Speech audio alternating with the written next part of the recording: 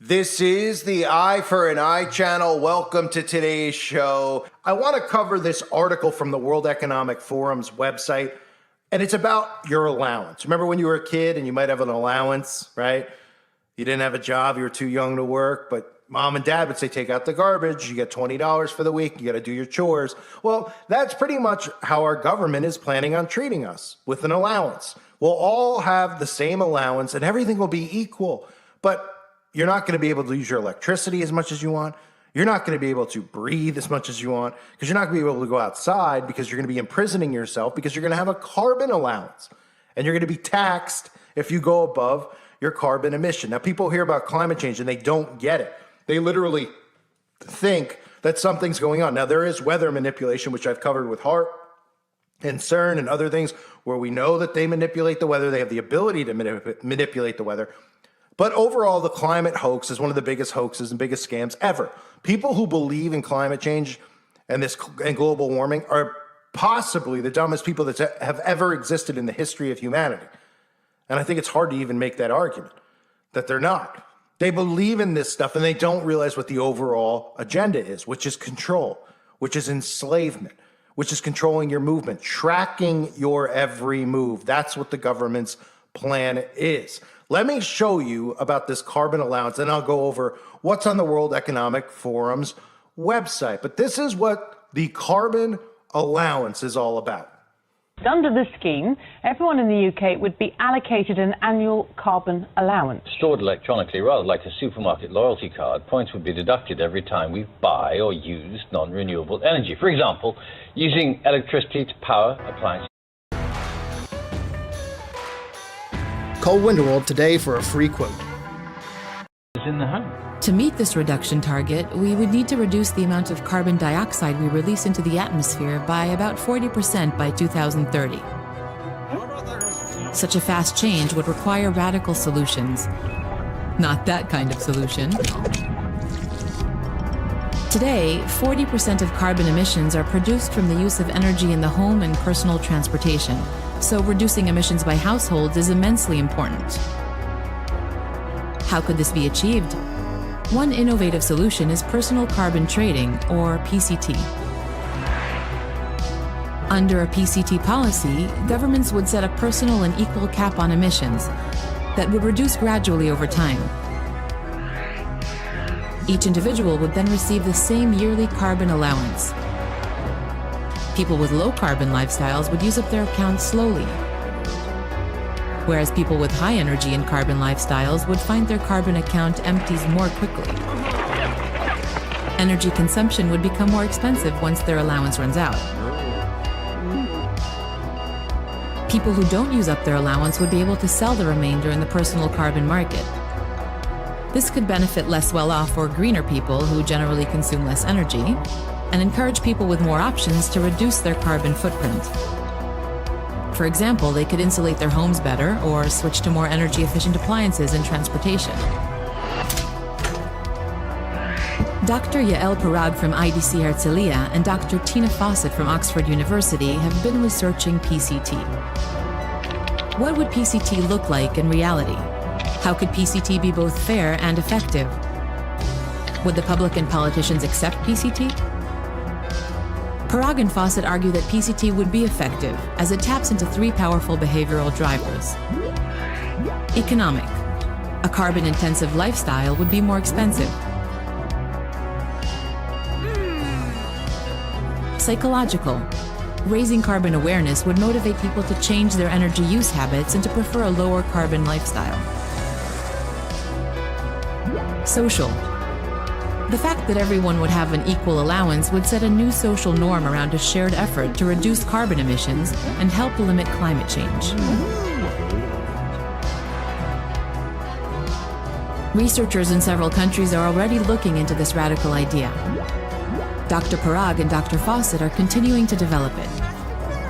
They're defining a research agenda and exploring how PCT, together with other policies, could help us become a low-carbon society.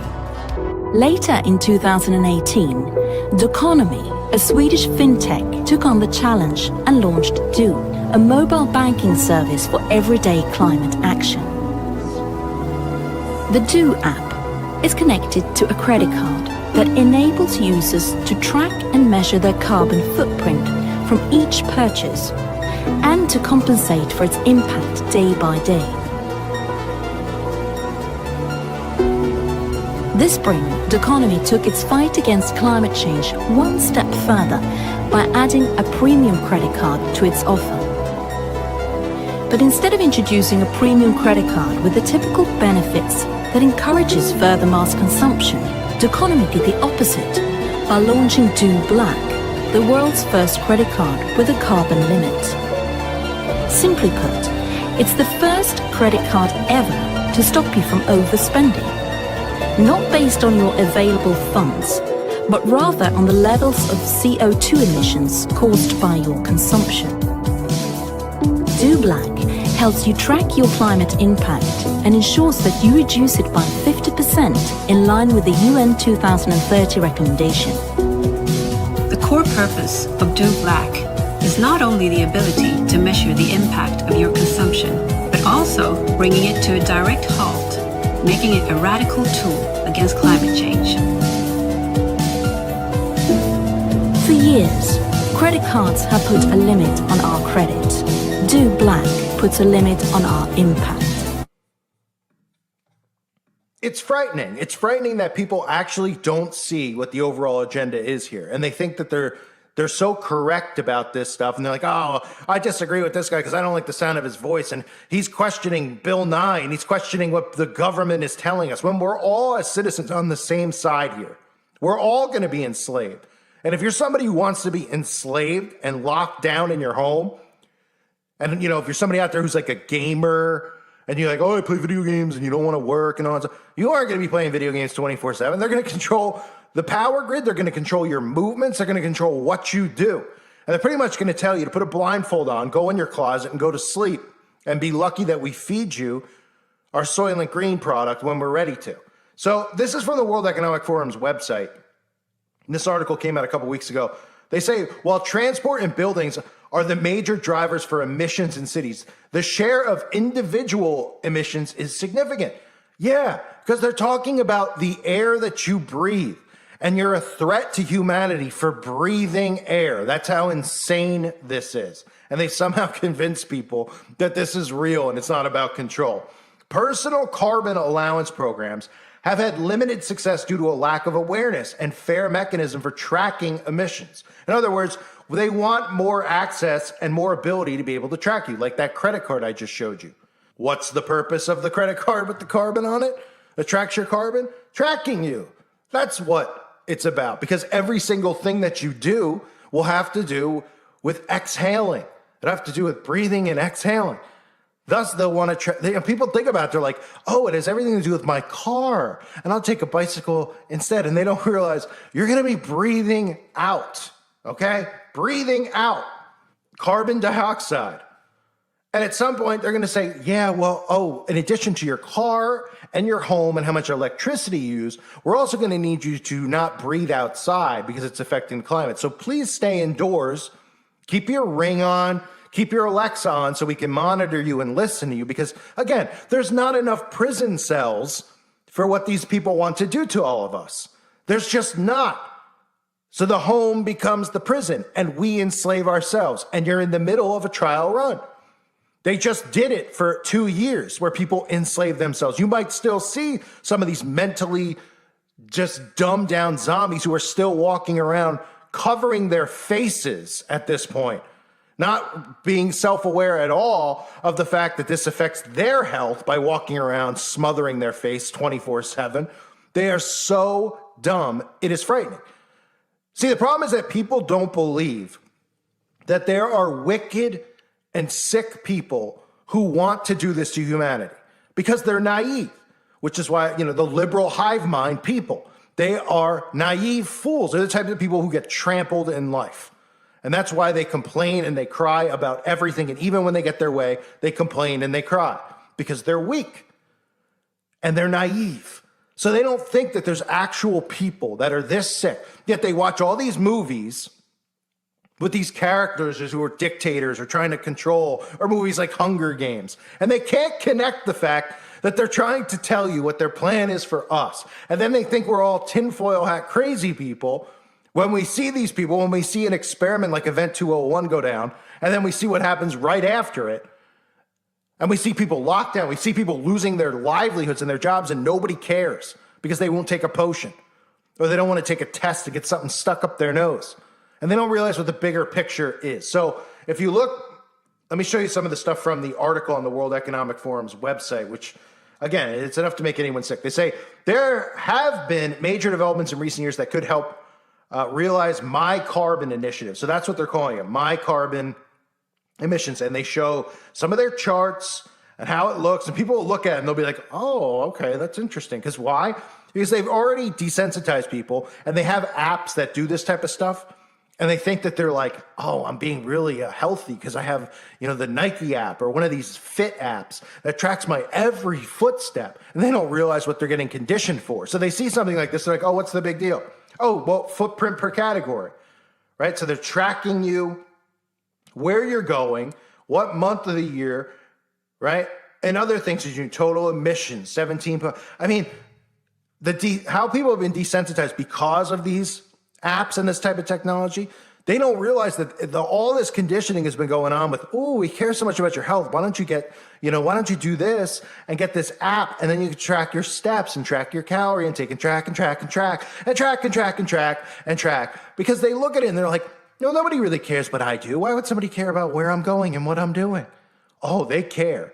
They care because when people realize what they're doing to them and how they're enslaving them, it'll be too late because they'll have total control. And if people realize what was actually going on, these people wouldn't be in power anymore. These corporate leaders wouldn't be in power anymore because the people would rise up against it. But instead, they have the people focused on going against one another. So some of the other charts, intense concern about personal effects of climate change has increased sharply in several major economies since 2015. Now, we saw Hurricane Ian, right?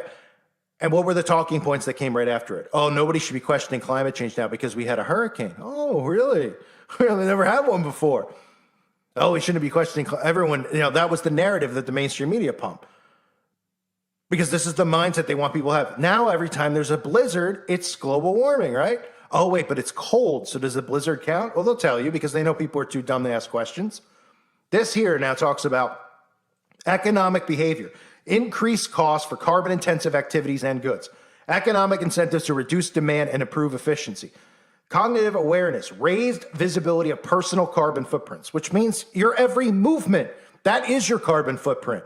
You go to the mall, they're going to track you, and they're going to say, okay, you went to the mall twice this week. You're out of, you've used too much of your carbon. You can't go out the rest of the week.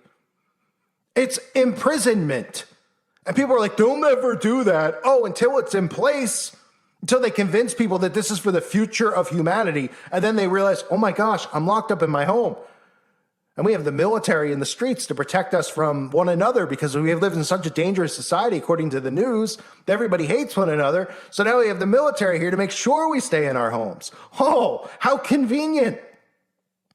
And then we're supposed to believe the Bill Gateses of the world and these other politicians, Al Gore's who push this garbage. Yeah, they have their own carbon footprint too. Oh, yeah.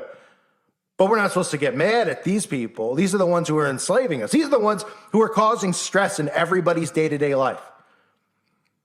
Because everybody's getting sucked into this nonsense with the economy getting tanked, with the price of groceries, the price of gas, the liberal garbage, the trans in school. They're doing that to drive people nuts on both sides. Roe v. Wade. You think that they don't want abortions? Of course they do. Why are they doing it? Because they're trying to drive people nuts on both sides. So they go after one another while they get away with this crime. Then goes on to talk about social norms, new definition of a fair share of personal emissions, setting of acceptable levels of personal emissions, which is their way of saying, oh, everything will be equal, because apparently the world's not equal here in America with capitalism. People are still like, I get people message me, they're like, you're wrong about that though, it's not equal. People aren't not hiring people based on skin color or other reasons. Take a look at the White House. They're pretty much flaunting people who are incapable of doing their jobs in front of everyone, saying we're hiring them because they're black or because they're trans. It's all part of the deception and the scam. They want you to feel Like the world is holding you down. And in reality, the world is holding everyone down because they've created this illusion of what this world is supposed to be, that you're supposed to be talented enough to go get a job. But in reality, when they look at your resume, they look at your backstory, they want to see what secret society you're part of. They want to see what college you went to and what secret society you were in because they know you've been groomed already to be a part of their system. That's what they're basing their hiring on, not your skin color. Okay, because there's plenty of black Masons, there's plenty of white Masons, there's the Eastern Star Witches. They want you to think that's why. But the reality is, it's all them hiring one another, putting themselves in these positions. And of course, at the top of all this are bloodlines and people who are all related to one another in Hollywood and, in Congress. So this nightmare is what they're convincing people that they should want to have. A world where everything's equal. And in reality, things are equal. But they're tricking people into thinking that they're not based on the fact that they control this system. And they want all of us to be rationed together, lumped into a ball together. And then they want to control where you can go and I can go. And they don't care about your skin color. They don't care about your gender at all. They care about none of us. We're going to them. Remember that word. Cattle to these people. This stuff and they're like, oh, the carbon scam, ladies and gentlemen. Share this video. Hopefully it helps people understand. They don't. They hear this stuff and they're like, oh, this has to do with the climate. It has to do with control. Nothing to do with the climate. It has nothing to do with warming. They've gone back from global cooling. That was 20 years ago. Global cooling when I was younger to global warming. I mean, they just keep flipping it and moving the name of it because they know nobody's going to ask questions and people are too dumbed down with the chemicals, the chemtrails, and the 5G to realize what they're doing. And that's why they censor people like me, because this is a system of control. All one has to do is look at China to see what they're doing there. You're going to be graded on your behavior. And whether you think you're a good person or a good citizen or not, trust me, they don't care. They are going to enslave all of us. That's the end game for them. Reminder, check out the website at timeforjudgment.com. I hope to see more people over there. Please consider joining if you haven't. I want to thank the Patreons and thank all of you for supporting the channel. I appreciate you guys greatly. God bless all of you and your families.